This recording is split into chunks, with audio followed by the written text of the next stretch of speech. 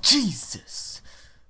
I cried, being jolted from a half dose at 1:45 by my new Halloween-themed ringtone didn't do wonders for my heart rate, especially since I'd momentarily forgotten I'd changed that tone at all that day.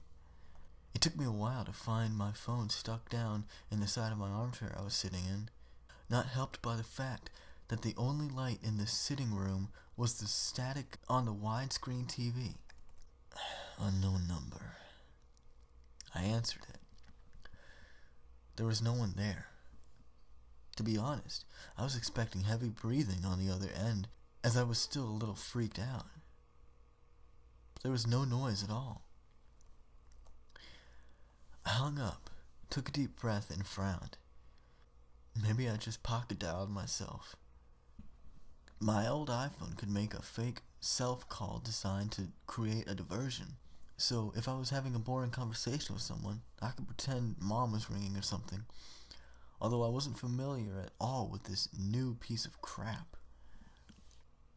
Dad bought it from a gas station for $20 a few days ago, as I lost my iPhone on a trip to the city last week.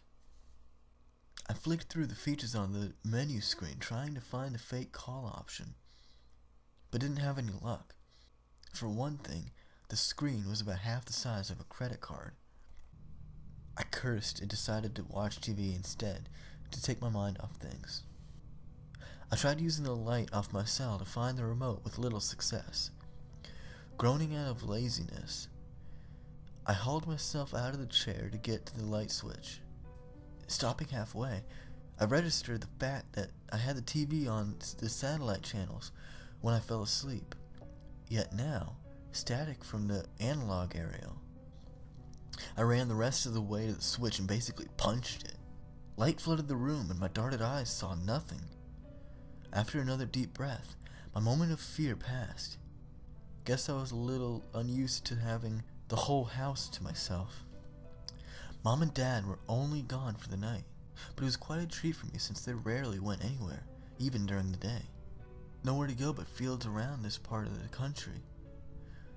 So them going to a friend's wedding meant I finally had some solitude. I still couldn't see the remote, so I decided to recheck the sides of the armchair. I threw my phone on the seat and reached down deep on either side. The phone rang again at full creepy blast with my ear pressed right up against it. I angrily grabbed it. Damn it, what? Again, there was dead silence.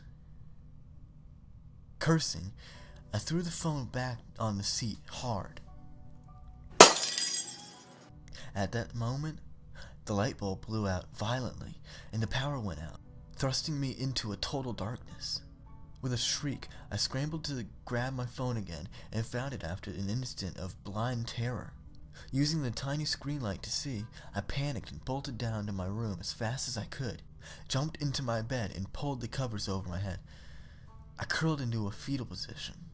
I was panting hard, from both the run and the fear. I couldn't form any thought for about 5 breaths, until I decided to call Dad. Looking at the screen, I saw I forgot to hang up on the last call. My breath caught in my throat as I saw that this time, it wasn't an unknown number. It was mine. My old number from my phone I'd lost. As I hit the red button, my terrified mind began to race through 1,000 horrible implications until I realized something else. My bed was already warm. The message tone nearly gave me a fucking heart attack. It's under the pillow. Ever so slowly, my trembling hand slid underneath the pillow